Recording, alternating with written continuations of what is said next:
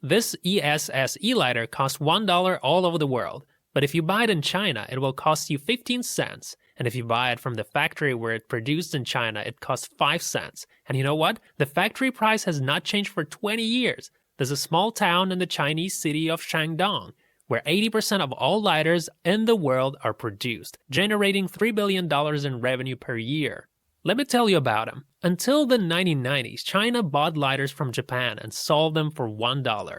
Then they decided to manufacture lighters themselves, producing all 15 components locally. And in the end, how much does it cost to produce all the parts? It costs them 3 cents. They also factor in labor, which costs 1 cent, as well as other expenses, resulting in a total cost of 5 cents. That's the cost of their lighter. But you might ask a logical question. Haven't Chinese wages increased from $30 to $9,100 per month over the last 3 years?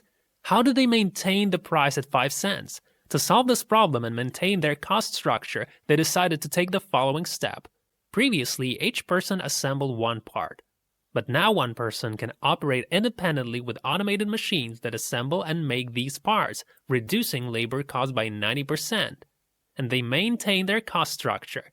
And that's how this small town in China earns $3 billion a year on lighters.